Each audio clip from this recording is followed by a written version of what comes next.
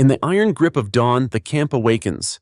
Barked orders and shuffling boots carve the air, a percussive ode to discipline. The relentless schedule pounds forward, each minute squeezed of possibility. This is the proving ground, the furnace that forges the few who dare stand amidst its fires.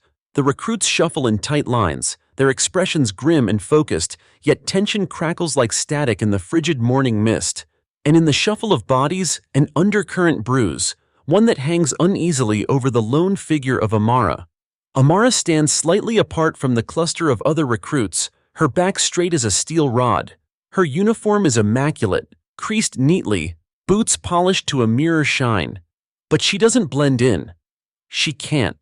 She is a black woman in a space dominated by faces that don't mirror her own. The whispered comments started the moment she arrived. They've only grown louder since. She doesn't acknowledge them, at least not openly. The toughness of her exterior is a cloaking device, guarding against the weight of judgment emanating from her peers. Think she'll make it through the week? A recruit utters under their breath, failing to veil the contempt painted in their tone. She's here for the diversity quota, no doubt. Another voice, sharper, biting. Amara hears them. Of course she does. Words like those may be spoken in low tones, but they carry with the resonance of hammer strikes. Each one adds another layer to the barricade she's built inside herself. Walls of resilience, bricks of determination mortared together by the will to not just survive but thrive in the challenging environment surrounding her. Their first drill of the day begins. Grueling physical exertion, exercises pushed to the brink of human endurance. The ground, damp with dew, quickly becomes slick with sweat as bodies hit the dirt and rise again in a seemingly endless rhythm. Even amongst the throng, Amara stands out, not for faltering, but for her sheer refusal to waver. Her strength emerges not just in how high she can jump or how fast she can run, but in the unyielding resolve etched onto her face. A resolve that dares the world to throw more her way. Yet not everyone shares her stance. The commander, a domineering presence clad in a uniform heavy with medals, harbors suspicions of his own. His words often cut more deeply than disciplinary actions, laced with the insinuation that her presence might represent a statement rather than strength. "You think you earned this place, or was this handed to you?" he had barked on her first day, the cold indifference in his words echoing far beneath her skin. She didn't answer then, her silence a shield, protecting fragments of pride that others seemed intent on fracturing.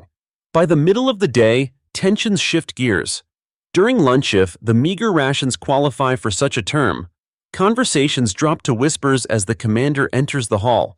The air grows heavier. Anticipation pulses under the fluorescent lights as trays clatter and chairs scrape against the tile floor. When the gaze of authority sweeps across the room, it pauses briefly on Amara. There is curiosity in that pause, mingled with something else, something colder. She stares straight ahead, pretending not to notice, but the prickling heat on the back of her neck reveals her awareness. And then, without warning, comes the command that sets the next series of events into motion. Uniform inspections, everyone outside. The recruits scramble, leaving their trays half full in their hurry to obey. Out in the open courtyard, they stand shoulder to shoulder, the rows as straight as the tall pines framing them. The chill bites deeper now. Any recruit with less control might shiver under the invasive touch of wind, but not Amara. As others glance nervously at their cuffs, collars, and boots, her expression remains unreadable. The commander steps forward, his boots creating a heavy, measured rhythm against the pavement. One by one, he scrutinizes. Adjusting a collar here, criticizing a sleeve length there, but when he stops in front of Amara, everyone feels the shift. Silence blankets the courtyard. "Remove your jacket," he orders, his tone devoid of inflection. The reality of his authority is heavier than any layer of clothing could protect against. With her head held high but movements calculated and deliberate, Amara undoes the buttons on her olive-green uniform coat and shrugs it off. Beneath, her plain undershirt displays the evidence of relentless training, a body sculpted by endurance, strained muscles coiled like taut springs. But it's not her physique that seizes attention. As she turns her back to lay the coat neatly over her arm, her tattoo is revealed, bursting like a star across the canvas of her skin. The image is grand in scale, complex, detailed, and vivid as though painted with threads of memory and hope. The tattoo sprawls from her left shoulder blade down to the small of her back, a powerful depiction of intertwined hands, chains broken mid-link, vines creeping upward, blossoming into flowers. Etched words curve artfully amongst the design phrases in bold script sourced from historical speeches, proverbs, and lyrics that echo centuries of struggle and victory. The courtyard collectively holds its breath as the commander stares, his expression suddenly inscrutable. The detail of the tattoo is astonishing, not just for its artistry, but because of its boldness, a symbol of unbroken lineage, resistance, and truth carved indelibly onto her without apology. For some, it's an act of defiance. For others, a declaration. The commander, usually quick to judge, doesn't speak immediately. His silence weighs heavier than any words might. His eyebrows knit together, his hands barely twitching as he gestures for her to turn back around. When she does, his gaze meets hers directly for the first time. There's something flickering there, subdued but unmistakable conflict. Something about the weight of tradition held within Amara's body disrupts his rehearsed assumptions. Yet, his voice, when it finally breaches the quiet, offers no insight. "You're dismissed, recruit," he grits out before moving to the next in line.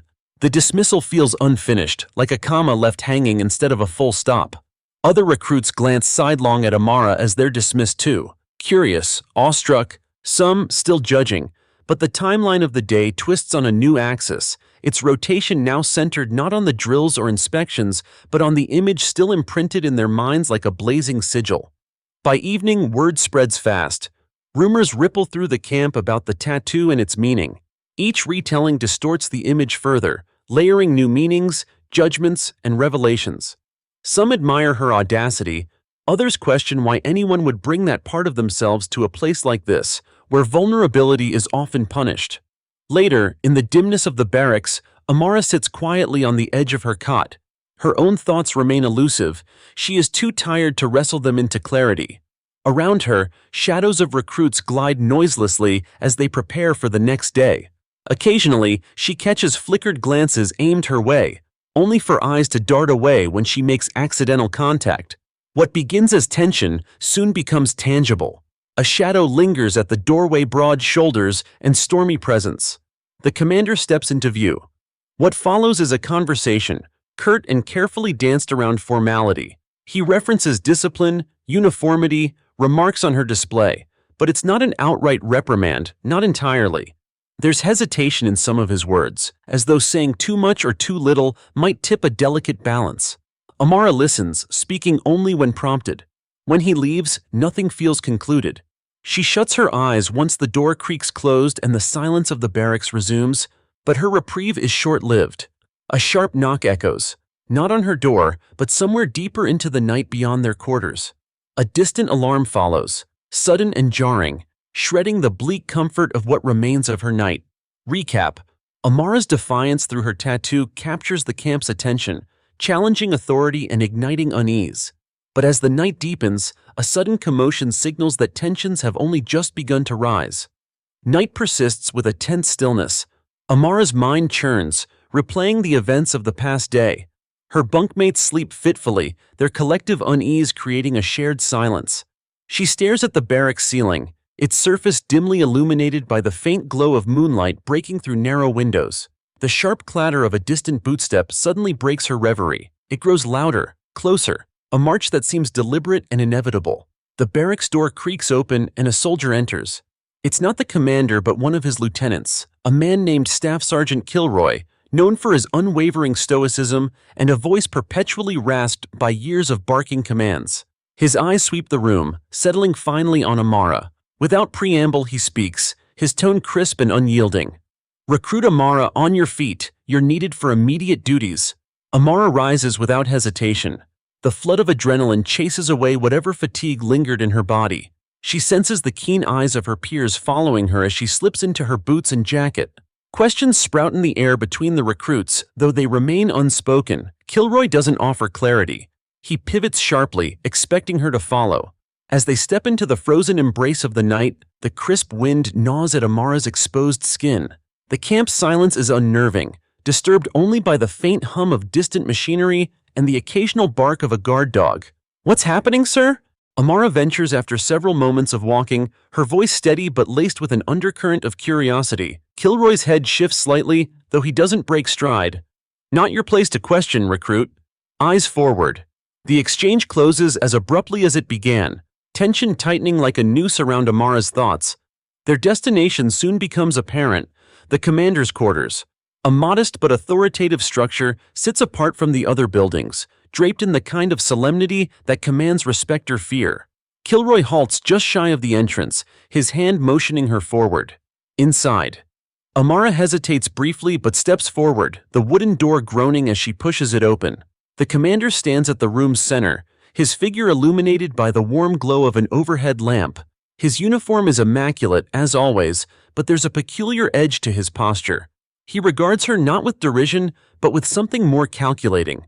"Recruit Amara," he begins, his tone curt yet void of hostility. "Do you know why I've summoned you?" "No, sir." Her response is automatic, drilled into her through weeks of relentless training. He gestures toward a chair positioned in front of his cluttered desk.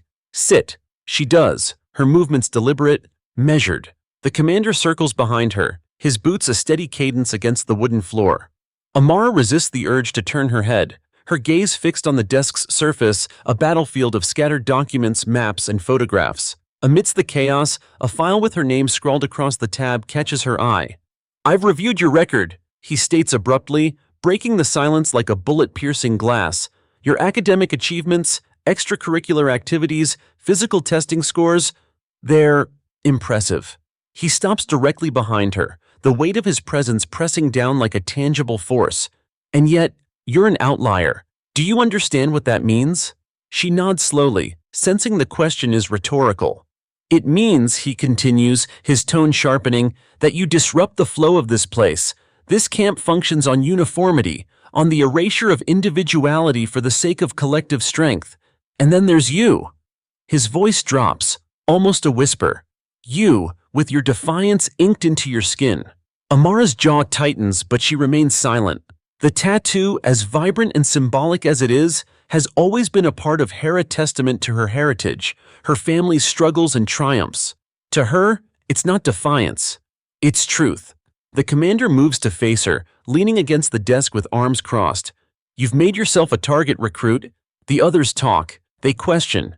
"And as much as I'd like to believe this camp is immune to disarray, your presence threatens that illusion." For a moment, the room falls silent. The commander studies her, his gaze unyielding yet searching. Then, he issues a command that sends a ripple through the stillness. "You'll join me on tonight's patrol, effective immediately." Amara blinks, caught off guard. Patrols are not typically assigned to recruits, especially not at this hour. Still, she responds instinctively. "Yes, sir." "Good. Gear up and meet me outside in 5 minutes. You're dismissed." She rises, salutes, and exits the room. As she steps back into the night, Kilroy awaits her with a bundle of equipment, an assault rifle, helmet, and tactical vest. He offers no words, only a gruff nod before departing. Minutes later, Amara stands alongside the commander near an armored vehicle idling on the camp's perimeter. The cold seeps through her gloves as she grips the rifle, its weight unfamiliar but strangely reassuring. The commander climbs into the vehicle first, motioning for her to follow.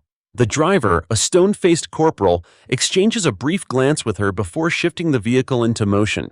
The camp quickly disappears behind them, replaced by the dense, foreboding woods that encircle the base. The darkness is oppressive, the tree branches clawing at the sky like skeletal fingers. The only sounds are the hum of the engine and the occasional crackle of the radio.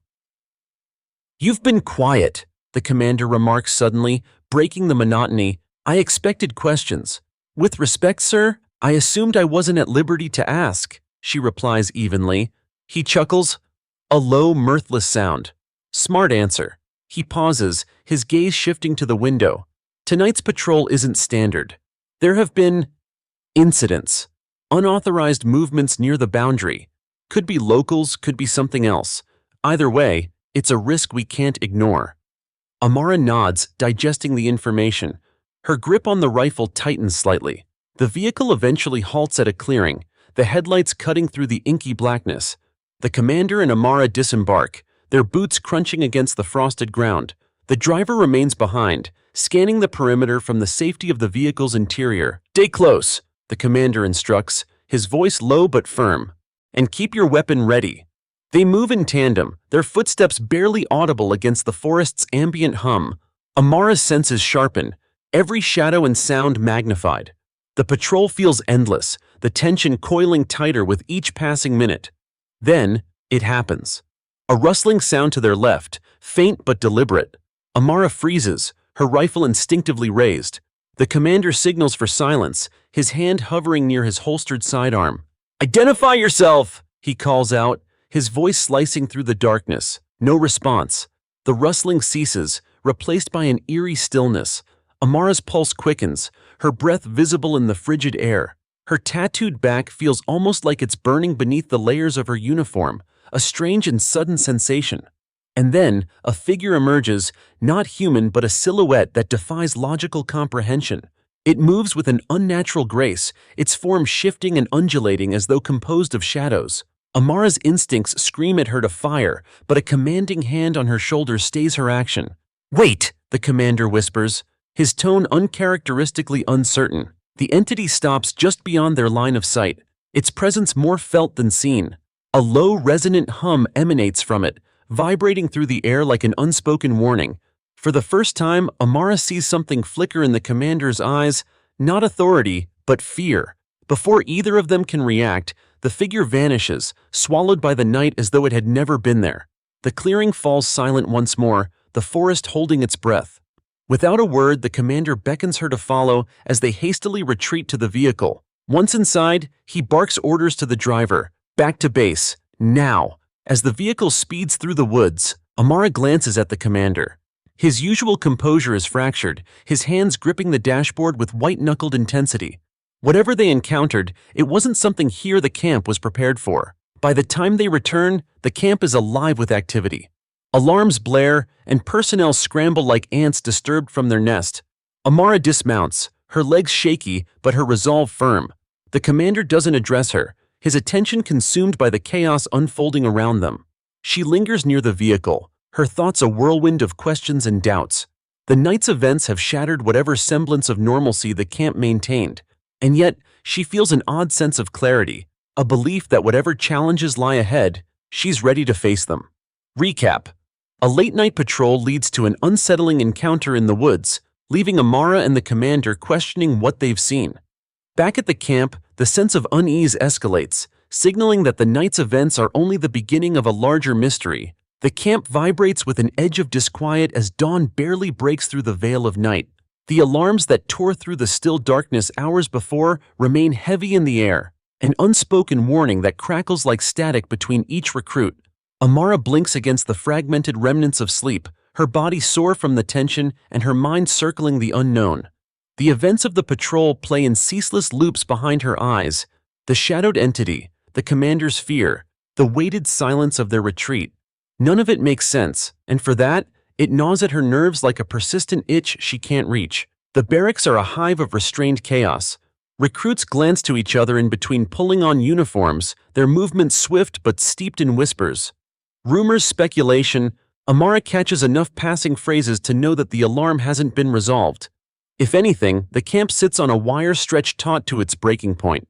Her bunkmates eye her with new curiosity as she laces up her boots, cautious yet unable to resist the gravitational pull of her involvement. "Amara," one ventures in a hushed tone, a wiry recruit they call Jennings. His voice wavers between concern and eagerness, betraying the mixture of admiration and suspicion she's come to expect. "You were with the commander last night.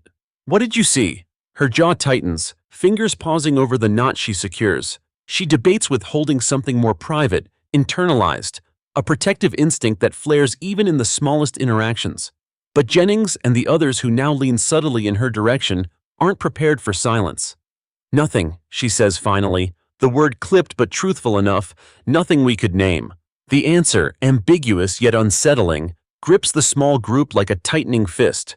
A knowing glance between Jennings and another recruit speaks louder than words as they quickly resume their tasks. Morning drills arrive, curiously stripped of their usual bombastic structure. The usual cacophony of barked orders is replaced with subdued instructions. The commanders and officers, though ever present, move with evident distraction, a break in composure that the recruits cannot ignore. Recruits push through their exercises, observing more than they're exerting as the collective eyes of the camp seem drawn toward every shadow and flicker at the edge of their vision. It's a camp awash in second glances, heads darting toward invisible movements and distant shapes that hold no form. Still, Amara draws attention of a different sort. Sharp glares from some, quiet appreciation or calculation from others. The tattoo remains a symbol as potent as the incident of the previous night, and while others carry the bulk of their thoughts in whispers cloaked in fear, her focus remains disciplined, forward, though inwardly, the questions never stop pressing against the walls of her restraint. Midday approaches, and the commander's voice suddenly breaks over the camp's PA system, every sharp syllable laced with urgency. Amara and the others stutter in their tracks, sweat clinging to them like second skin as they listen. Recruits, report to Rally Point Bravo. All drills are suspended until further notice. Again, report to Rally Point Bravo immediately. The curious dread hardens. Bravo is not a typical order for this hour. Bravo is a reinforced station designed for high threats. As the recruits shuffle hastily through the compound, an air of muted panic ebbs at their movements. Amara falls into step with the others, her pulse thrumming in her temples. The sight at Station Bravo is unlike anything they've seen before. Trucks and armored vehicles are parked in neat yet ominous formation. Soldiers, not recruits, stack crates of ammunition and equipment nearby, while officers cluster in tense groups, speaking in tones too low to parse. Even the air feels suffused with tension. As the recruits fall into lines, they are met by Staff Sergeant Kilroy, his demeanor as stoic as always, but bearing an edge sharper than usual. "Listen up," Kilroy barks, his voice snapping recruits to attention. "You're needed for a special operation. This is no longer standard training protocol. For those of you unable to keep up, you'll fall behind and be dismissed, not figuratively, but physically. Steps outside of discipline today will not just be reprimanded, you will be replaced." His words carry weight, his steely demeanor daring anyone to flinch. He paces in front of them, addressing the brittle silence as recruits hold breath sharp against his judgment. "There's been an intruder." His tone resurges, each syllable a jolt cutting the fog of uncertainty hovering above them. "Unknown contact made outside the perimeter last night. We're tracking it. Your marching orders are simple. Search, scout, report. This is reconnaissance under supervision. Follow the chain of command or risk collapse." Amara's jaw subtly clenches as her mind tumbles the word intruder. Contact. It feels sterilized, devoid of the raw weight of what she saw beneath the cloak of the forest's shadows. That silhouette, a truth being minimized to keep fear manageable. But no such containment exists within her. The questions press too hard now. Kilroy steps back, gesturing towards several squads awaiting the recruits. Armed personnel locked and ready for action await the assignment of one recruit among their steady numbers. These members, it becomes apparent, have battled more than training fatigue. Their weathered focus speaks of distant threats they've conquered outside this metallic island of routine drills. Through withheld breaths and inward bracing for fate, Amara soon finds herself assigned. Her presence alone shifts the posture of her new squad. Quiet comments weave through her helmet-protected ears as men and women accustomed to uniformity glance at an individual they perceive as contrasting. "Amara, Squad 2, Kilroy snaps, motioning without pause. He carries no contradicting glimmer, pronouncing this placement anything beyond pragmatic.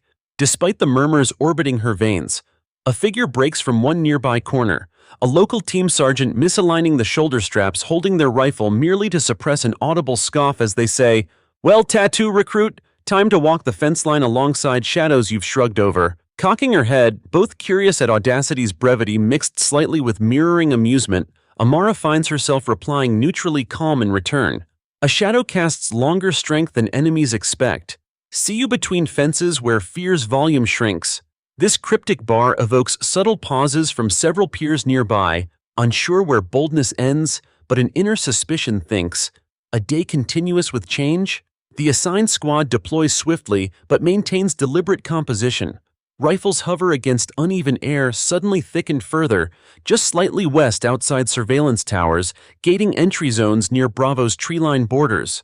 Hours churn ahead, brutally tense beneath skies gathering thunderclouds nearing gray collapse. Rain intermittently sputters, adding damp weight, crawling equipment portions scouts wear. First trial flare. Amara notices perimeter sensors blinking erratically when proximity matches oddly distorted metallic flickers, faint mid-radius examining exact rotational pulse fields. Could tech calibrations lag after storms recycled terrain grid? Suggest technical adjusters peering diagnostic readouts. Responses exchanged, Stop shy conversational fullness. Only semi-solving odd misalignment, traceable trails suggesting muddy fog, scattered energized breakages. Bump forward fading boundary gaps. Axis confusion commonly reads incomplete beneath cooperative repair zones. Past predictive patience. Strains overflow external breakdown. Handling patchy disruptions. Second and core field struggle. Exposes team's latest scapegoats. Approaching barely audible mechanisms rattling nearer. Non-human hum within frequencies, unexplained though physically tested hurdles, underneath aerial interfusion. Scouting drones, trail hover lenses, framing vibration blurs, edges, shifted enemy signature, warped outlines, scanning flickering sensor outputs, blanketing circuits, circling vanishing, all press signal, targeting, disembodied vibrations, speed beyond darkness, defiance repeats, trespass signature unknown, receding further lines machine-driven, counter-trajectory retreat. Amara strides through the crisp morning air, the weight of her rifle slung over her shoulder, an almost comforting presence as the thick tension of the past night clings to her thoughts. The events of the patrol replay in fragmented clarity, the shadowy figure's indistinct form imprinted in her mind like a burning brand. Around her, the camp is awake yet subdued, the usual bark of authority quieter, almost hesitant, as if the leadership itself isn't beyond the reach of the fear rippling through its ranks. Her squad forms up silently near the command post, their movements disciplined yet strained. There's a new stiffness in their demeanor, a silent acknowledgement of an unspoken truth. None among them can shake the feeling that the routine they have perfected into muscle memory has suddenly become inadequate. Amara senses eyes on her as she falls into line. Whether it's curiosity, disdain, or a mix of both, she doesn't bother to discern. The tattoo on her back now feels like a beacon that commands attention wherever she goes, more so after the night's events. The commander himself emerges from the post, his uniform as immaculate as ever, though his face betrays the strain that mere words won't admit. His sharp eyes scan the gathering recruits, his usual hard-edged confidence replaced with an unsettling shard of doubt. "Recruits," he begins, his voice a measured stab into the palpable unease. "Last night an incident took place, a breach at the boundaries. What we encountered, what you might have heard about, it is real, and it is a threat to this camp, to everything we stand for." A ripple of murmurs breaks out, but is swiftly silenced by a sharp, authoritative glare. "This is not the time for speculation," he continues, his tone like steel. "Our mission is clear.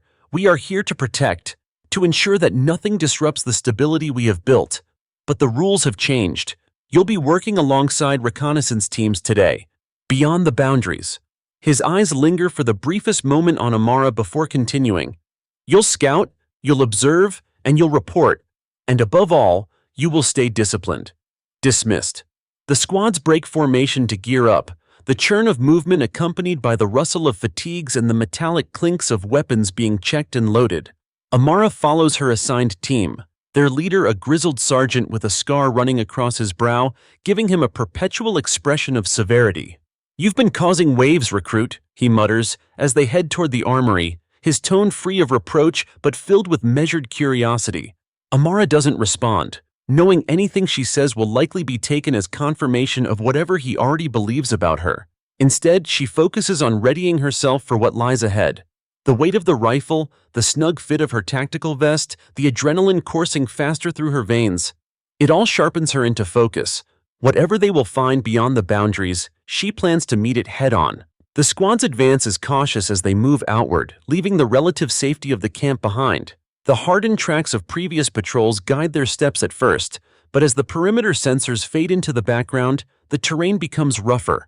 The forest looms ahead, its dark canopy creating a wall of shadow and uncertainty. Every crack of a twig or rustle of foliage draws wary glances, the collective unease manifesting in tighter grips on weapons. "Keep your eyes sharp," the sergeant orders, his voice low and steady.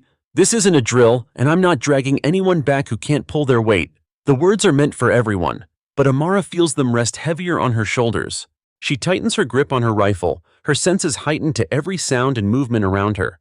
The others, too, seem on edge, their breaths sharper, movements more deliberate. It's not just the memory of last night haunting them. It's the oppressive sense of something unseen, something waiting just beyond the next cluster of trees. Hours pass, the sun climbing higher, yet offering little warmth in the dense chill of the woods. The squad splits into pairs, spreading out to cover more ground, but always within radio range. Amara ends up paired with Jennings, the wiry recruit who had whispered his questions to her that morning. His usual bravado is absent now, replaced with a quiet tension that mirrors her own. "You ever seen anything like this?" he asks softly as they move through a particularly dense thicket, his eyes scanning the trees with nervous energy. "No," Amara replies, her voice level but clipped. She doesn't add that she doubts anyone has. Whatever they encountered last night defied definition, and she has no interest in feeding into the rumors already swirling. Their radio crackles to life, the sergeant's voice cutting through the static. "Squad 2, report. Any signs?" "Negative," Amara responds, her hand pressing the transmit button on her shoulder. "All clear." The tension eases slightly as the pair continues their sweep, but it's short-lived. A faint sound stops them both in their tracks, a low rhythmic humming that seems to emanate from the ground itself. Amara raises her hand, signaling Jennings to hold position. The hum grows louder, more resonant, vibrating through the soles of their boots. "What the hell is that?" Jennings whispers, his voice barely audible. Amara doesn't answer, her focus locked on the tree line ahead. The shadows seem to move, shifting not with the natural sway of the wind, but with purpose. She raises her rifle, the weight of the weapon suddenly heavier in her hands. "Sergeant," she says into the radio, her voice calm despite the adrenaline surging through her. "We've got something. North Quadrant, Sector 7, requesting backup." "Hold position," comes the reply, the sergeant's tone sharp but affirming. "We're on our way." Jennings shifts nervously beside her, his own weapon trained on the shifting shadows. "You think it's the same thing from last night?" Amara doesn't respond. Her eyes remain fixed on the movement ahead, her mind racing through possibilities, none of them comforting. The humming grows louder, almost deafening, and then it stops. The silence that follows is more unnerving than the sound itself. And then, it emerges.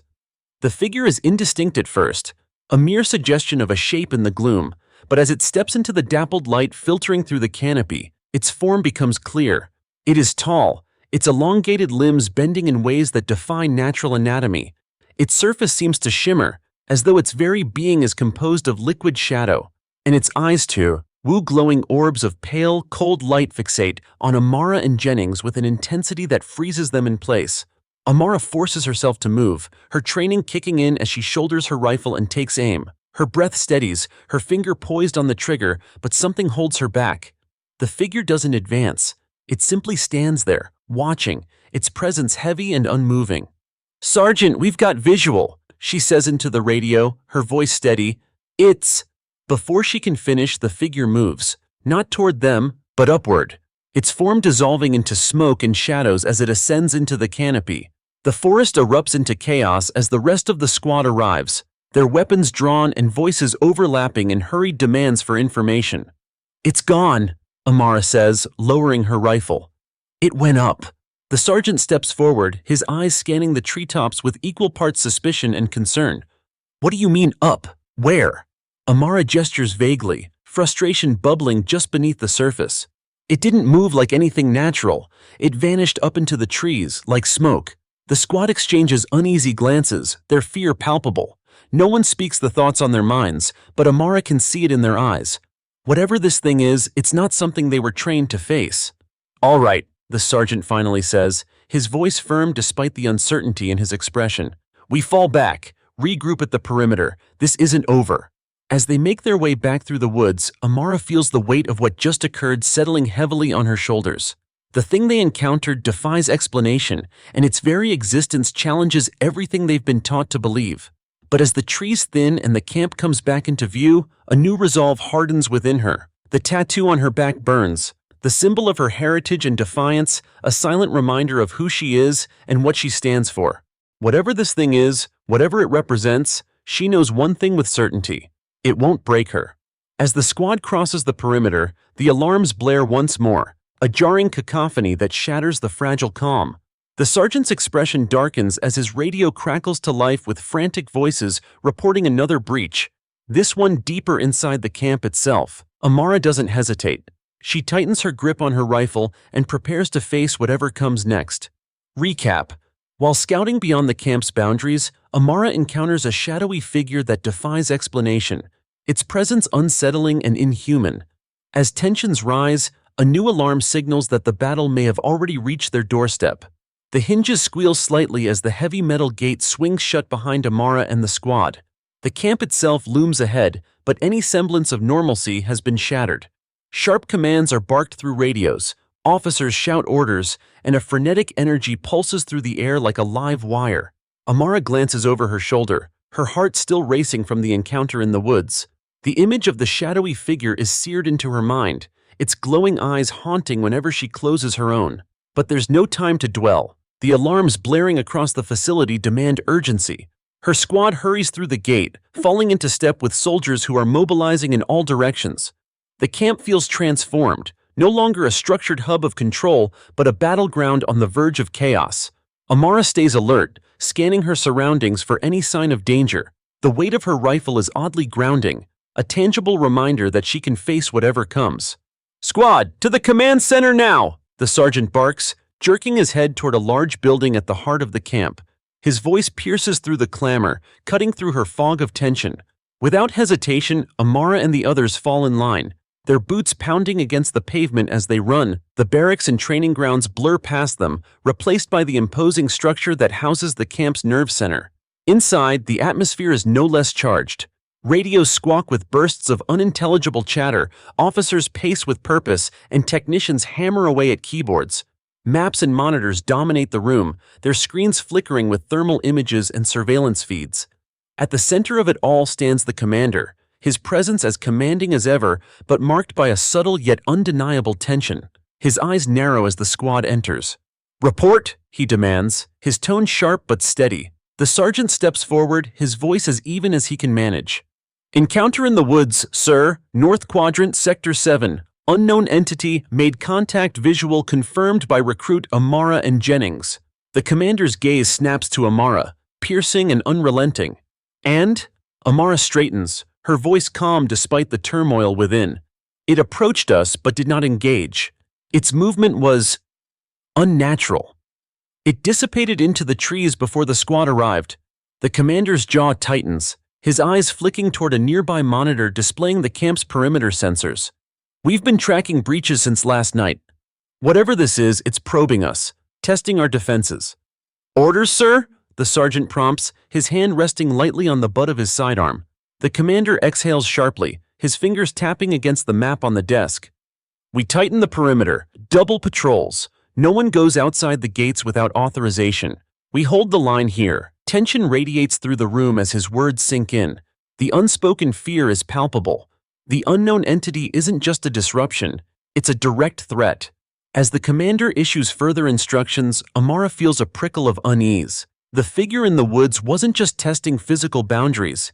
It had felt deliberate, like it was observing them, assessing their responses. And now, the alarm signaling a breach inside the camp suggests it isn't done yet. Moments later, the squad is deployed to sweep the area around the barracks, tasked with searching for any sign of the intruder. The camp's floodlights cast long, flickering shadows across the grounds, their beams slicing through the oppressive darkness. Amara moves cautiously, her rifle raised and ready, her heartbeat thrumming in her ears. "Eyes open, weapons hot," the sergeant commands through the radio. "If you see anything, call it in. Do not repeat, do not engage without backup." Amara clenches her jaw, her gaze sweeping the courtyard as she moves.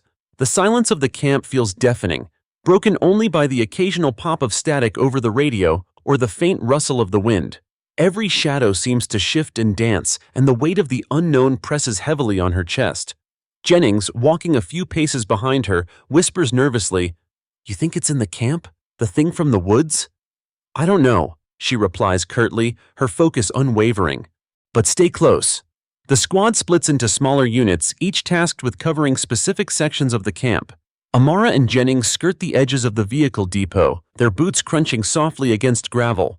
The depot is eerily quiet, the rows of parked trucks and armored vehicles casting deep shadows that could conceal anything or nothing. Amara's grip tightens on her rifle as she rounds a corner, her eyes scanning for any sign of movement. Then she hears a faint, rhythmic tapping, like fingernails drumming against metal. She freezes, her breath catching in her throat as she gestures for Jennings to stop. The sound echoes faintly, coming from somewhere ahead. Slowly, she moves toward it, her steps deliberate and silent. The tapping grows louder, more insistent, until it suddenly stops. "Do you see anything?" Jennings asks in a hushed tone, his voice shaky. Amara shakes her head, her eyes narrowing as she peers into the shadowy depths of the depot. "Stay behind me," she orders, her voice firm. They move forward cautiously, the depot's towering metal structures looming over them like silent sentinels. The tension is suffocating, each step a delicate balance between fear and resolve. Just as they reach the source of the sound, a large empty truck. Amara's radio crackles to life. "Unit 3, report your status." The sergeant's voice comes through, sharp and demanding. Amara reaches for her radio to respond, but before she can, a deafening crash reverberates through the depot. The truck beside them lurches violently, its massive frame tilting as if struck by an invisible force. Jennings stumbles back with a cry, but Amara steadies herself, her rifle snapping upward to aim at the disturbance. A shape darts out from beneath the truck, moving too quickly and fluidly to track. It's a blur of shadow, its form bending and twisting in ways that defy logic. Jennings shouts, raising his weapon, but Amara yells, "Hold your fire! We don't know what it is!"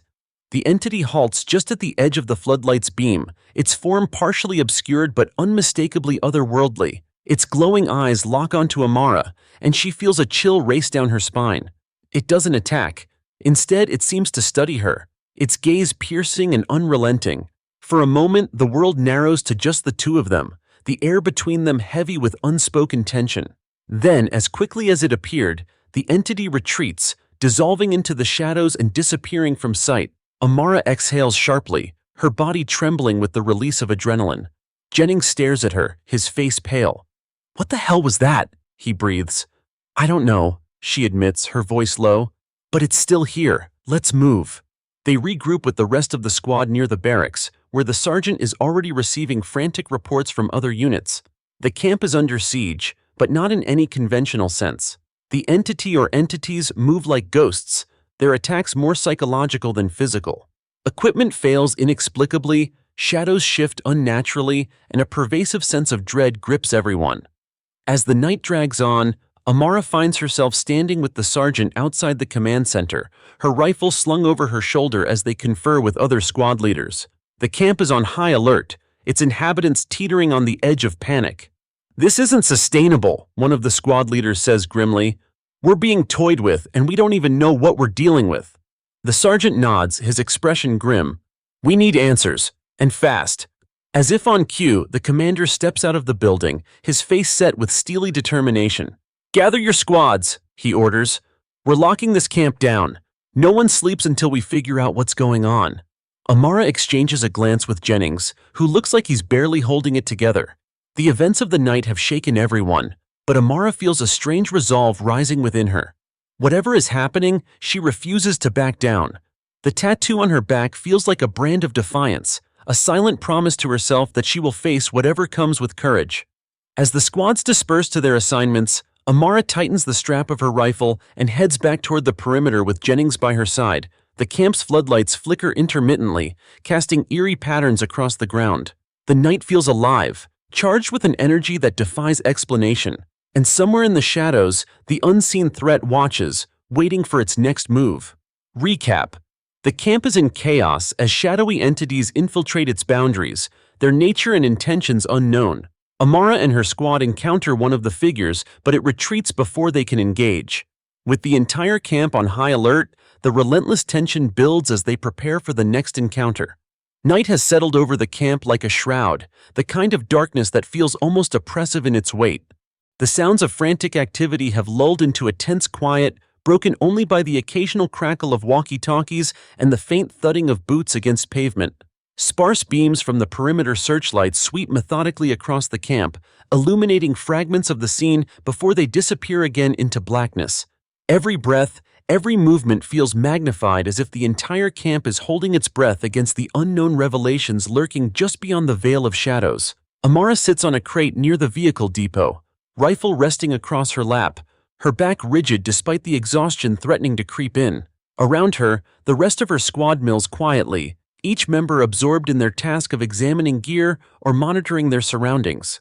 Jennings sits a couple of feet away, his normally animated demeanor replaced by a grim silence. The occasional sidelong glance he casts in her direction is not curious but expecting, awaiting a cue she hasn't given yet. For now, Amara has none to give. "What's the plan if it comes back?" Jennings whispers finally, his voice cutting through the uneasy silence. It's a question filled with equal parts fear and resolve, a desperate need for assurance. Amara doesn't look up, inspecting her rifle with deliberate care. "We follow orders, stay disciplined, same as always." "But it's not the same." Jennings's voice falters before rising again. "That thing isn't something we've trained for. It's enough," she snaps, her tone firm but not unkind. She lifts her eyes, fixing Jennings with a steady look. "We don't panic. That's how mistakes happen. Got it?" Jennings nods reluctantly and falls silent. The squad continues its quiet vigilance until the sound of approaching boots breaks the stillness. Everyone tenses instinctively, but the figure stepping into view is familiar, the commander himself, flanked by the ever-stoic Staff Sergeant Kilroy. The commander's expression is locked in a tight grimace, his gaze sweeping the group with sharp precision. "Squad 2, on your feet," he orders, his voice carrying a weight that demands immediate compliance. "You're coming with us." Amara rises without hesitation, her squad following suit. Whatever questions linger nearby find no purchase. This is not a situation that welcomes dissent. The commander gestures for them to follow, setting a brisk pace toward the south end of the camp. In the dim wash of the floodlights, his shoulders seem heavier, his movements infused with a tension that speaks to the gravity of what lies ahead. "Where are we going, sir?" The sergeant from their squad ventures, his tone cautious yet direct. "To containment," the commander replies curtly. "The breach has intensified." The phrase sends a ripple of unease through the squad. Amara's mind races but remains outwardly calm. Containment. The word implies something within the camp itself, something that needs to be controlled rather than prevented. And there's an unspoken implication in the commander's clipped tone, a sense of urgency laced with contained fear. The squad arrives at a heavily guarded building near the camp's southern perimeter, a structure Amara had barely registered before tonight. Soldiers stand sentinel at the entrance, their rifles slung and their faces unreadable. A keypad beeps as the commander inputs a code, unlocking the reinforced door, which hisses open with a mechanical groan. Inside, the air is colder, the hum of machinery echoing off walls lined with strange, unfamiliar equipment. Surveillance monitors display feeds of various sections of the camp, but there are other screen zones filled with static or incomprehensible data streams. At the center of the room, a large containment chamber sits, its transparent walls housing nothing at first glance. But a closer look reveals movement, a distortion in the air like heat waves rising from asphalt. It shifts unnaturally, coiling and uncoiling in ways that defy understanding.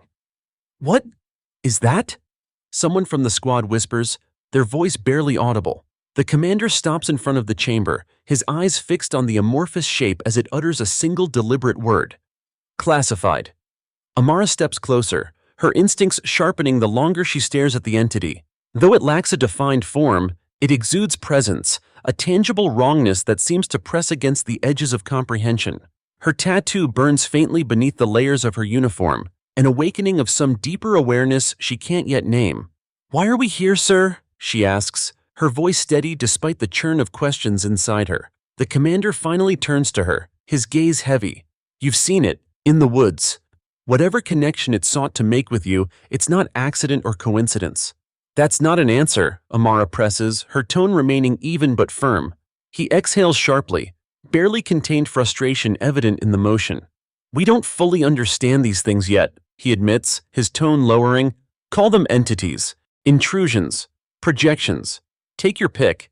They don't belong here, and yet they've started to manifest more frequently, probing not just boundaries but us, our minds, our actions. You saw it, didn't you? It didn't attack." Amara nods once, succinctly. "Good. Then you understand why you're here. Whatever's happening, it chose to observe you. That makes you a variable, and we don't leave variables unchecked." "I'm not some experiment," she replies coldly, glaring at him. Her words drop like lead in the charged room. For a brief moment, defiance laces each syllable, an unshaken belief in her own agency. "No, you're not," the commander agrees, and for a split second, a flicker of something almost like respect flashes across his features. "But you are key to what comes next." Before Amara can process his words further, the containment chamber emits a low, pulsing sound. A resonance felt more than heard. The distorted air within shifts violently, slamming against the transparent walls as though testing the strength of its prison. The machinery monitoring the chamber flickers and sparks, technicians scrambling to stabilize the anomaly. "Status?" the commander barks, his commanding voice cutting through the rising chaos. "Destabilization detected," a technician responds sharply. "Containment integrity at 88% and dropping." It's reacting to something proximity, perhaps. All eyes turn to Amara. Her pulse quickens, but she refuses to balk under the weight of their stares. She holds her ground, forcing herself to meet the commander's gaze. "Sir, orders?" Kilroy asks, his hand already moving toward his sidearm as the distortion grows more erratic. For several agonizing seconds, the decision hangs in the air. Then the commander speaks, his voice cutting through the tension like a blade. "We proceed. Squad 2, hold formation near the chamber. If it breaches, neutralize on my command only."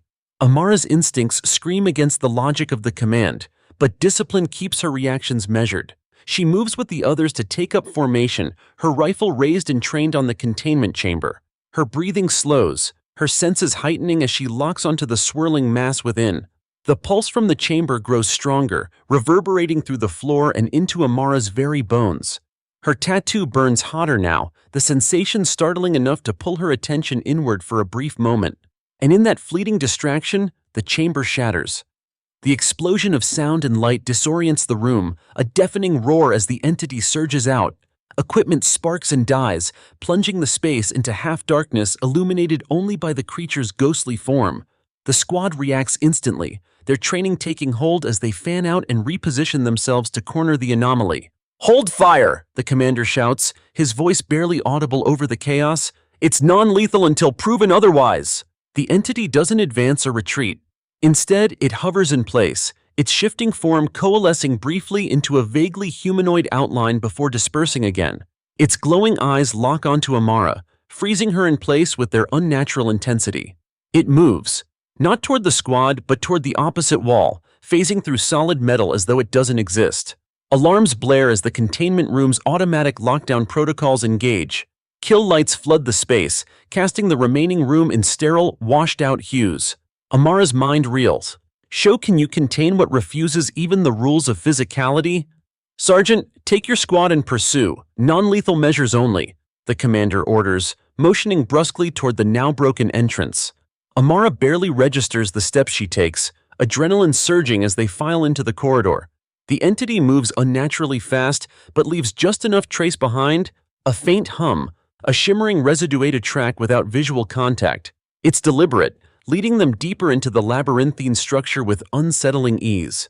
"What's it doing?" Jennings whispers over comms, his voice tight. "Studying us," Amara replies, her tone just as grim. Like before, the squad rounds another corner, the trail veering unexpectedly upward. They find themselves at a stairwell ascending toward a hatch leading outside. The sergeant halts, raising a fist to signal a temporary stop. "Think it's trying to escape?" Jennings asks quietly. Amara shakes her head. "If it wanted to escape, it would have gone already. This is something else entirely." The hatch swings open abruptly. Beyond lies not the expected exterior, but another scene entirely, a swirling void of light and shadow, completely alien to the familiar camp environment. The entity stands at its center, its form larger, more defined, and more imposing than before. The hum grows deafening as it turns, its glowing eyes fixed once again on Amara. Time stretches impossibly thin as it raises an appendage and points directly at her. The world blinks into silence.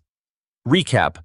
The entity breaks free from containment, leading the squad on a tense pursuit that culminates in a surreal confrontation.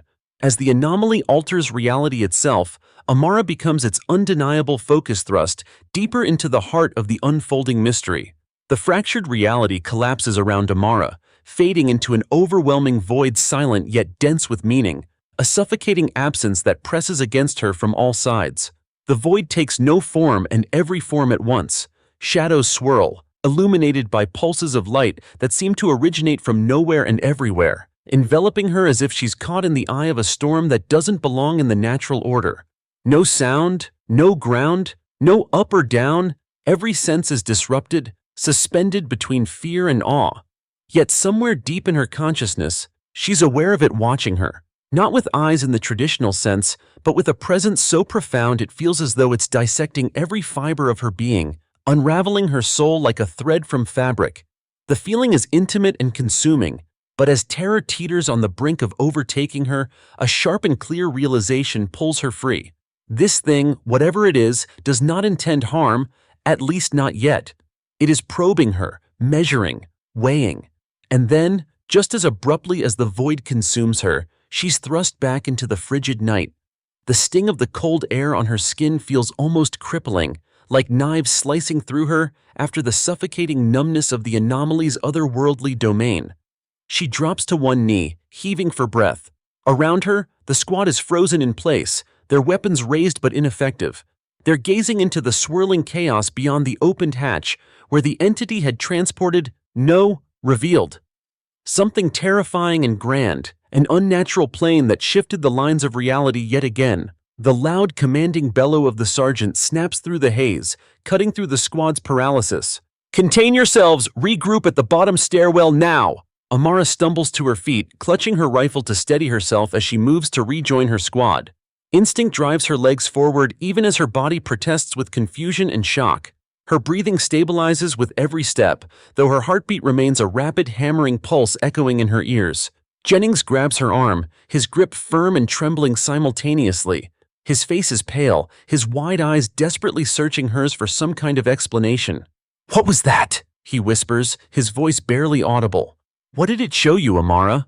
Amara shakes her head, more to clear her thoughts than to avoid answering. She doesn't have answers, at least not coherent ones. "Move," she says tightly, nodding toward the sergeant and the rest of the squad already beginning their retreat. As they descend the stairwell toward the facility's main corridor, the shocks of what just occurred begin settling in the pit of Amara's stomach. Unlike Jennings, unlike Kilroy or the sergeant, she isn't plagued just by confusion or baseline fear. Her tattoo it had burned during the encounter like never before. It felt alive back there amidst the swirling maelstrom, pulsing with something deeper and older than herself. The squad reaches the relative safety of the reinforced main corridor, taking cover near an outcropping of equipment crates while the sergeant issues frantic updates through his radio to the commander. Voices overlap as chaos buzzes from the other end of the line. Entity breached containment. No casualties reported. The sergeant relays sharply, "Massive anomaly field localized northeast." Every word filters into Amara's mind like distant echoes, her own thoughts pulling her attention inward to what she felt mere moments ago, recognition. Whatever that thing, whatever that place it knew her, no amount of discipline can suppress the truth surfacing in her, as frightening and uncomfortable as it may be. For reasons she cannot yet determine, Amara has not just encountered this entity, she is a part of its plans. The commander's voice cuts through the static sharply over the line. "No retreat, neutralize it, lock down all sectors immediately. Do not let it expand further." The sergeant's jaw tightens, his grip tightening on his rifle. "Copy that," he answers curtly, gesturing for the squad to move forward. His hardened glance sweeps his team, landing briefly on Amara, as if he senses the turmoil hiding behind her steely exterior. "Stay alert. It's reeling us into something, but we won't be caught off guard this time." They proceed cautiously, their boots crunching against the debris-strewn floor as the corridor narrows. The dull hum of machinery and distant crackling of sparking cables are intermittent interruptions to the suffocating silence. Though outwardly composed, Amara can't shake the nagging thought from her mind. She knows the entity doesn't fear them. As they approach a junction, energy fills the air. It's not overt, there's no sound, no tangible sign, yet everyone feels it. The ground vibrates subtly, and a bitter taste coats the edge of each breath they draw. Amara's tattoo burns once again, slower this time but no less deliberate. There's a pulse, almost like a heartbeat, resonating in tandem with the air around her. The squad halts abruptly as Kilroy raises a clenched fist. Ahead of them, something materializes against the backdrop of flickering emergency lights. At first, it's subtle, a shimmer of air like heat waves rising from asphalt before quickly forming into a shape that defies rational thought. Unlike before, this one is multiplicative, splitting into three entities moving in perfect synchronization, like fractured reflections operating as a whole. The sergeant doesn't hesitate, ordering the formation to encircle the anomaly. "Weapons ready. No one engages without my mark. His words are cut off as the anomaly reacts, not with an attack but with violent stillness. The three mirrored forms suddenly stop moving, their glowing orbs of light for eyes focusing, all directed at Amara. A piercing hum fills the corridor, vibrating past their senses into something deeper, harder to name. Amara stumbles backward instinctively, her shoulders brushing the wall. "Amara, what's happening?" Jennings mumbles, clutching his weapon tightly. "Why won't they stop staring at you?" Amara begins, her throat dry. She can't find the words. There's too much happening inside her, too much overlapping understanding and unexplained knowing, until the entities move again. Not toward them, not away, but inward toward one another, converging into one blinding structure of light and sound. At their center, language takes shape, a distorted voice that echoes not outward but directly into her mind. Bound. Legacy. Catalyst. The words pierce her consciousness, incomprehensible yet strikingly clear. Around her, her squad shouts to one another, panic breaking their strategic composure as the distortion intensifies. But Amara hears none of it. Her ears are numb, her focus zeroed entirely on the transformation within her tattooed skin. Despite the burning, she feels no pain, only an intimate sense of connection that stretches centuries beyond her. One word overwhelms the fragments: survive. The light collapses inward, extinguished in an instant. The entities are gone, leaving only the oppressive silence of their absence in their wake. Amara realizes she's crouched, lunging forward, her fists trembling as they grip the hem of her rifle strap for anchor. She blinks, struggling to pull herself out of wherever her mind lingered during those feverish seconds. Her squad's voices return to her ears gradually, their disbelief coming across harder than any enemy strike. Where did they go?" Kilroy barks frantically, searching the corridor with unwavering precision. The enemy's abrupt disappearance offers no answer, only a double-edged weight of failure versus looming escalation. Jennings grabs Amara's elbow harshly to jolt the coiled, unreadable rigidity, traded where companion clarity soon recedes past their tactical bond. Shared within fleeting hours, strange shadows overlapped against unveiled hostile zones, but resisted closure, momentarily unresolved remaining. Suddenly, across communications uplinks, multiple sectors send alarms, clanging broken breaches, multiple layers shrouding veiling, nearing visible forms regrouped state, undefined monstrous perimeter colonies finessing attacks. Report back positions, neutral secure, main rooms guard stations, troop reinforcements concentrate, temporary expansions, field irregular, to track likely priority shift, reconvening immediately nearby, living tactical regroup, continuance, early evaluations revolve squad, Amara variable dictated, extracted reinforced, observed differently, reconvening named orders parameters, reset updates, pacing shareable intra-unit. The echoes of chaos reverberate across the camp. Every corner of the facility pulses with urgency, the rhythm of the crisis pounding hard against the foundation of discipline the soldiers have been trained to uphold. The emergency klaxons have not relented since they sounded moments ago, their mechanical screams slicing through the icy night air like the sharp edge of a scalpel. Despite the structured frenzy of boots on gravel, barked commands, and the muffled hum of radio chatter, the overwhelming presence of the unknown lingers, pressing down on everyone like an oppressive shadow. Amara moves briskly through the compound, her rifle now feeling more like an extension of her arm rather than a mere tool of defense. The stakes have shifted. No longer is this about survival training or some abstract preparation for an unseen threat. The danger is here, it's real, and she can feel its eyes on her even now. The tattoo on her back has settled into a low, almost comforting heat, but it serves as a constant reminder of her connection to whatever this is, a connection she cannot ignore. Jennings jogs next to her, his face pale but determined. The rest of their squad moves in concert, their movements sharp and precise despite the weight of uncertainty bearing down on them. The sergeant marches ahead, his posture as rigid as steel, his clenched jaw a testament to his resolve. Behind them, the camp transforms further, its floodlights cast stark shadows that dance ominously against the buildings as teams of soldiers deploy to reinforce weak points along the perimeter or secure critical structures. The squad converges near one of the outposts bordering the northern sector of the camp. This area, typically quiet and uneventful, now thrums with activity. Portable floodlights illuminate the tree line beyond the fence, revealing little more than the skeletal outlines of trees cloaked in fog. Yet the unease is tangible, an undercurrent that gnaws at the edges of composure. "Sergeant," a young corporal stationed at the outpost, salutes crisply before speaking, her voice clipped with urgency. "Sector 3 reports additional energy disturbances. We've lost contact with 2 patrol units who were sent beyond the fence. Their comms went silent within seconds of engagement." The sergeant's gaze shifts to the treetops, his jaw tightening further. "Anything on the thermals?" "No, sir," the corporal replies, her voice faltering slightly. "The readings are inconclusive. Whatever it is, it doesn't register like anything we've encountered before." Amara swallows hard but keeps her face devoid of emotion. She feels the weight of the corporal's words settle like lead in her chest. Her tattoo responds, just a faint pulse this time, rhythmic and steady, as if trying to reassure her. Or warn her. "I'm up," the sergeant commands, his voice cutting through the tension like a blade. "We're sweeping the sector."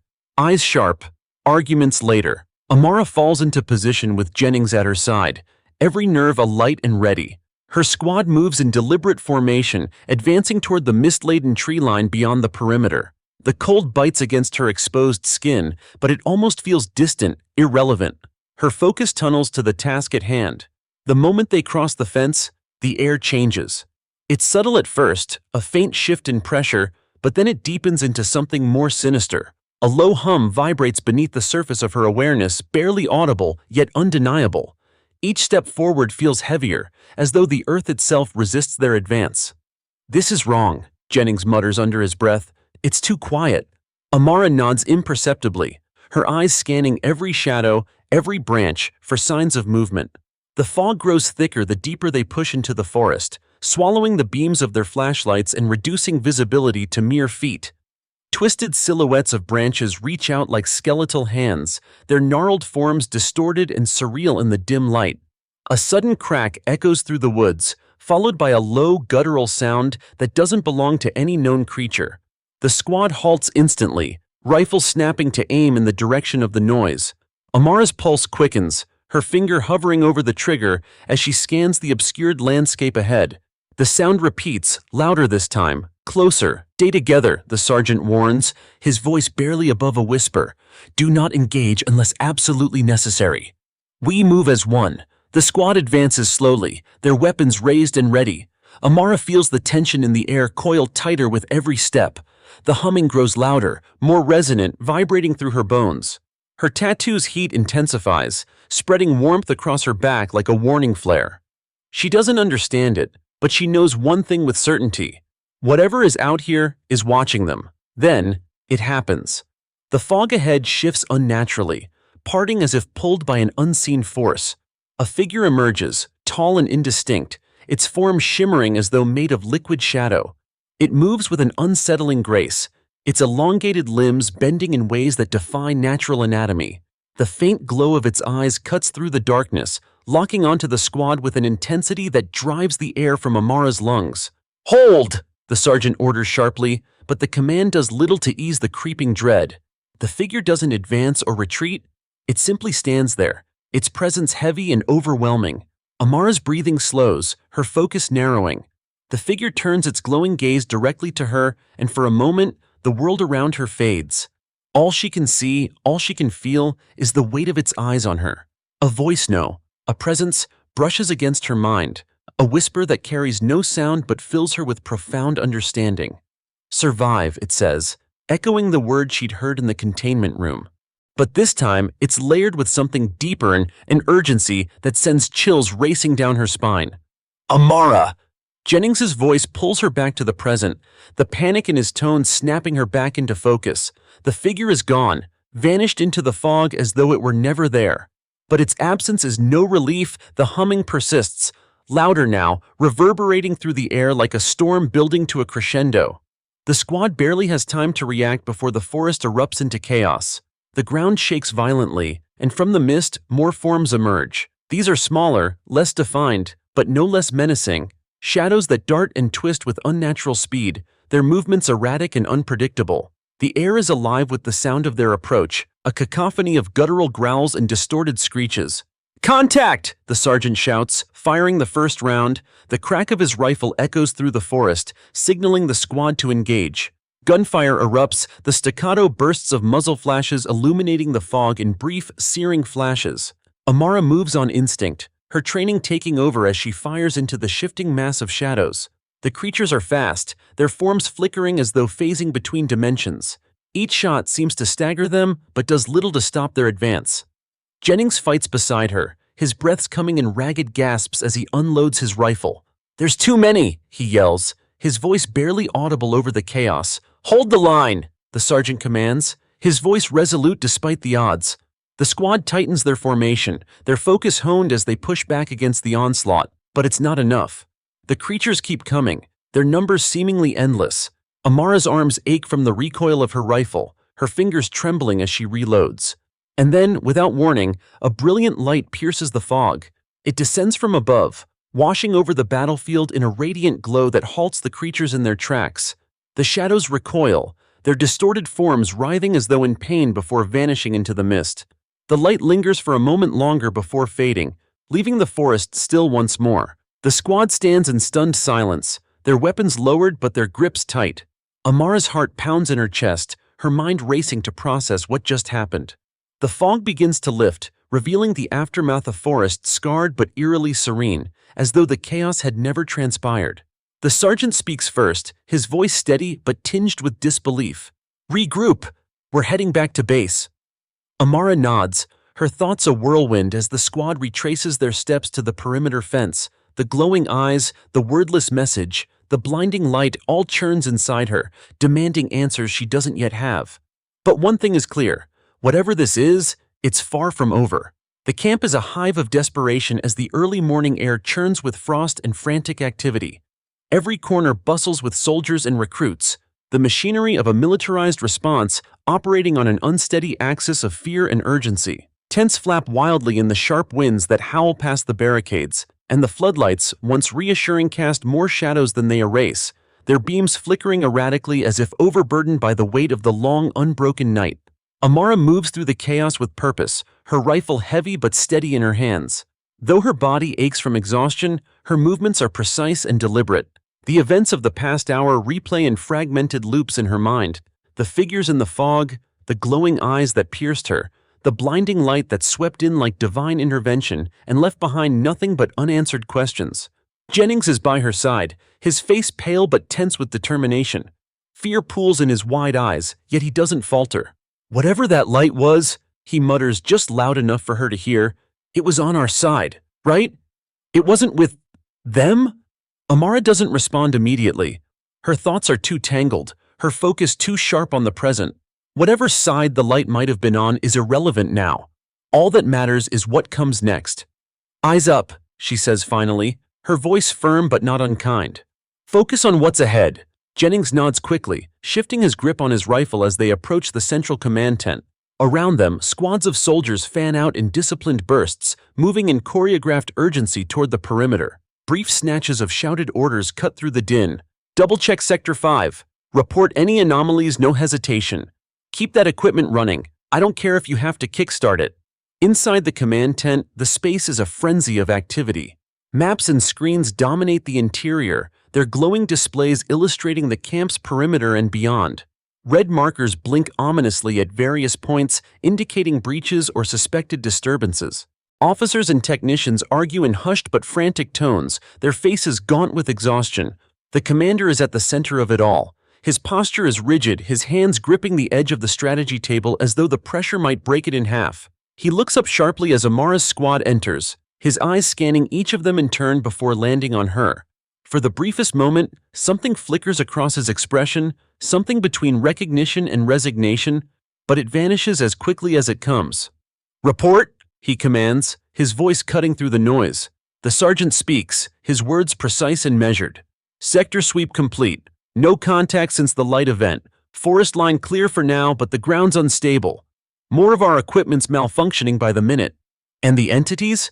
"Gone, sir," the sergeant replies grimly. "For now." The commander's jaw tightens. His gaze shifts to Amara again, as if weighing some unspoken idea. "Recruit Amara," he says abruptly, his tone unreadable. A moment alone. The sergeant hesitates but nods, signaling the rest of the squad to wait outside. Amara feels the weight of every gaze on her as she steps forward, the tension in the room palpable. Once the tent flaps close behind the last soldier, the commander speaks again, his voice low but firm. You've been at the center of this since it began.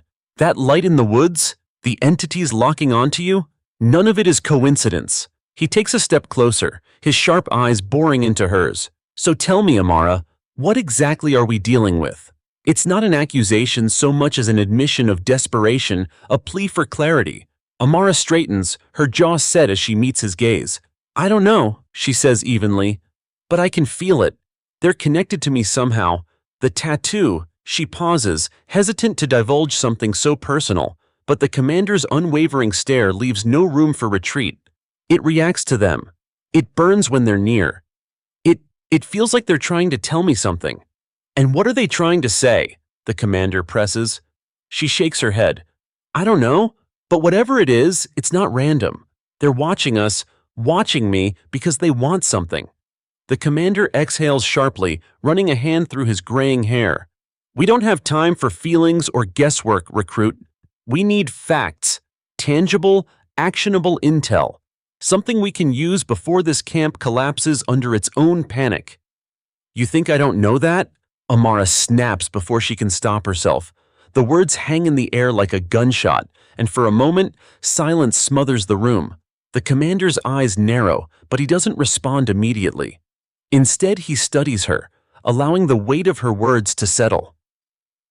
You're brave, he says finally, his tone surprisingly even. I'll give you that. He straightens, his voice shifting back into one of command. Get back to your squad. This isn't over. Amara nods sharply, pivoting on her heel to leave. As she steps outside, the cold air slams into her like a wall, but it does little to clear the storm brewing in her mind.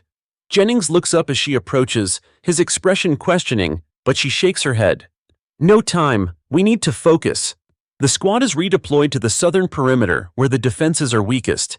The air grows colder as morning struggles to break through the thick, oppressive clouds overhead. Frost gathers on the edges of their equipment, and their breaths form plumes of mist that dissipate quickly in the wind. The forest beyond the fence feels alive, its shadows writhing and shifting in ways that defy logic. Keep your eyes sharp, the sergeant murmurs as they take up position near a cluster of sandbags. The hum of the malfunctioning floodlights adds to the unnerving atmosphere, their flickering beams casting distorted patterns across the tree line. Minutes stretch into an eternity as the squad holds their position, the tension coiling tighter with each passing second. Amara's pulse pounds in her temples, her grip on her rifle firm despite the numbness creeping into her fingers. She can't shake the feeling that they're being watched, not just by the entities, but by something larger, something more deliberate. And then it happens. The floodlights cut out completely, plunging the area into a suffocating darkness. A low guttural hum vibrates through the air, resonating in Amara's chest like the toll of a distant bell. The squad reacts instantly, their rifles snapping upward as they shift into tighter formation. The sergeant's voice cuts through the blackness, sharp and commanding. Steady! No movement until we confirm contact! Amara's tattoo burns hotter than ever, the searing sensation spreading across her back like molten fire. She grits her teeth against the pain, her breath hitching as the hum grows louder, more insistent. And then, from the shadows, they emerge. The figures are more defined this time, their forms towering and impossibly alien. Their glowing eyes pierce the darkness, locking onto the squad with an intensity that freezes the breath in Amara's lungs. There are 5 of them now, their movements synchronized and deliberate as they advance toward the fence. The air pulses with their presence, each step sending ripples through the fragile boundary between reality and whatever lies beyond. Hold fire, the sergeant commands, his voice tight but controlled. He gestures for Amara and another squad member to flank left while Jennings moves right. Amara moves quickly, her every step deliberate and silent. Her tattoo continues to burn, the sensation now so intense it feels as though it might scar. As she takes position near a rusted outbuilding, her focus narrows to the figure closest to her. Unlike the others, this one moves differently. Its movements aren't as synchronized, its form flickering faintly as though struggling to maintain its shape. And then, to her horror, it speaks. It's not words up, not in the traditional sense, but a sound that reverberates directly into her mind. It's garbled, fragmented, but there's no mistaking its intent. Amara, bound, legacy, purpose. Her breath catches, her fingers tightening on her rifle. The creature's glowing eyes seem to bore into her, as though peeling back the layers of her consciousness to expose something hidden deep within. She doesn't understand the words, not fully, but the meaning settles heavy in her chest like a lead weight. She has a role to play in this, whether she likes it or not. Before she can react further, the hum reaches a crescendo. The entities stop moving, their forms flickering wildly as the air around them distorts. A deafening crack splits the silence, and a blinding flash of light consumes the forest. When the light fades, the creatures are gone. Only the faint trace of their presence lingers, an unnatural stillness that presses heavy on the squad's shoulders. Amara collapses to one knee, her breath coming in ragged gasps as the burning in her back subsides to an aching throb. "Status!" the sergeant barks, his voice cutting through the aftermath. "Clear!" Jennings replies shakily, his wide eyes scanning the tree line for any remaining threats. Amara rises slowly, her body trembling with exhaustion but her resolve unbroken. Whatever happened here, she knows it's only the beginning. The entities are gone for now, but their message is clear. The fight is far from over. Recap. Amara's squad faces a direct confrontation with the entities, whose presence grows more deliberate and powerful. The encounter culminates in an overwhelming flash of light, leaving the team shaken and Amara increasingly aware of her intricate connection to the unfolding mystery. The air seems to hang heavier, thicker, as if the entire camp is bracing for a storm that exists beyond the boundary of human comprehension. Every movement, every whispered command carries the undeniable weight of finality, as though everyone knows they're approaching an inevitable confrontation. The tension has a pulse of its own, echoing through the compound's dimly lit corridors and open courtyards.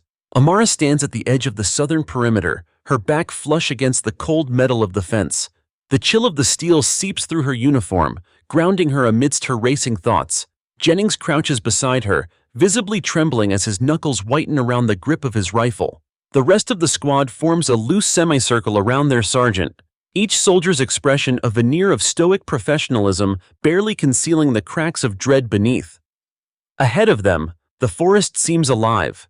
The skeletal branches sway not with the natural rhythm of wind, but with an intent of their own, whispering secrets to one another in a tongue no human ear can understand. Shadows twist and coil between the trees, their movements deliberate yet chaotic, like predators toying with their prey. The sergeant's voice cracks through the suffocating quiet. "Eyes forward, weapons up. We're not here to retreat. This ends tonight." His gaze sweeps across each member of the squad, hard and unyielding. When his eyes meet Amara's, there's an unspoken acknowledgement in them he knows what she's carrying. Whatever unrelenting force has latched onto the camp, it's tied to her, and whether by fate or sheer bad luck, she is the axis upon which this moment turns. The radio strapped to the sergeant's shoulder crackles to life, the static giving way to the clipped tones of the commander.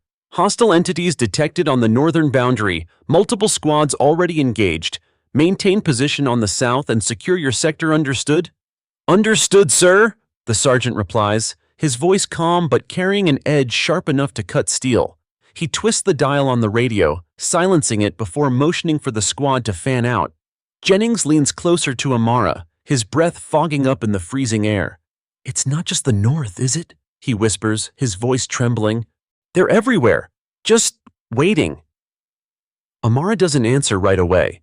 Her tattoo has been burning since before they reach the perimeter, a rhythmic pulse that feels less like pain now and more like a heartbeat, a connection. She clenches her jaw, her eyes fixed on the darkness ahead. "Waiting for what?" she murmurs, more to herself than to Jennings. Before he can respond, the ground beneath them trembles. It's subtle at first, like the distant rumble of thunder, but it builds rapidly, each moment more violent than the last. The squad freezes, their weapons raised as they scan for the source of the disturbance. The tree line ahead shifts unnaturally, the shadows within it parting as something massive pushes through. "They're coming," the sergeant mutters under his breath, his tone eerily calm. "Hold your ground." And then it steps into view. The entity is unlike anything they've encountered before. A towering, amorphous mass of shadow and light, its form constantly shifting as though struggling to contain its own existence. Tendrils of darkness writhe and lash out from its body, snapping through the air like whips of smoke. Its eyes, or what could be loosely described as eyes, are twin orbs of searing white light fixed unyieldingly on the squad. "Steady!" the sergeant barks, though even he sounds uncertain. The entity doesn't charge. It doesn't attack. It stands there, its presence alone creating a force so oppressive that Amara feels it pressing against her like a physical weight. Her tattoo burns hotter, the sensation climbing up her spine until it feels like her entire body is alight. She staggers slightly, her grip tightening on her weapon.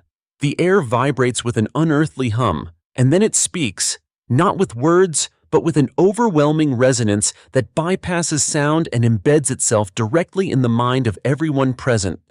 Bound together. Fragmented purpose. Catalyst.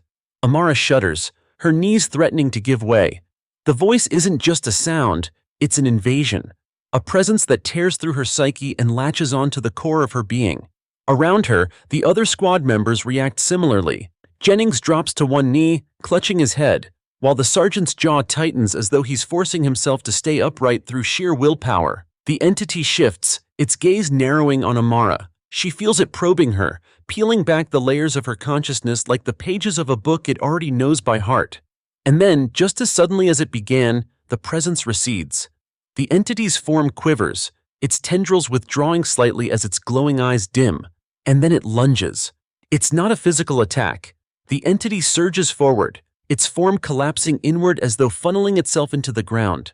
The air around it explodes outward with an invisible force, knocking the squad off their feet and plunging the world into a deafening silence.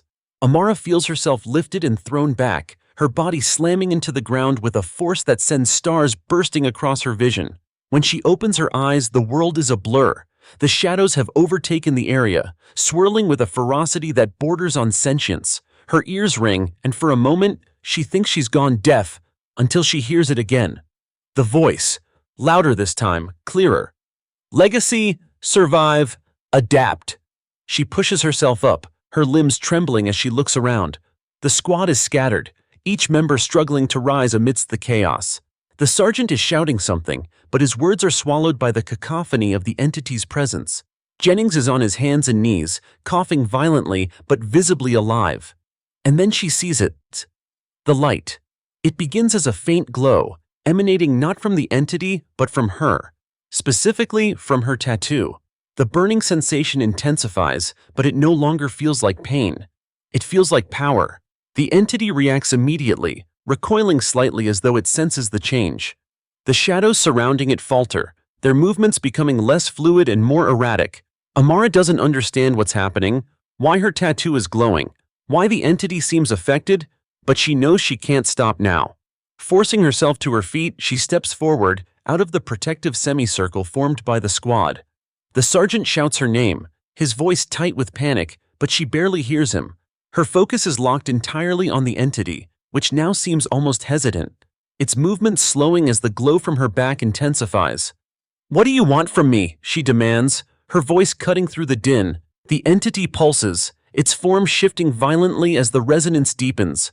It doesn't answer, not in words, but in images. Flashes of light and shadow explode in her mind, each one carrying a fragment of understanding. She sees chains breaking, hands reaching upward toward the sky, vines spiraling around shattered walls, blooming into vibrant flowers. And then she sees herself, not as she is, but as something more.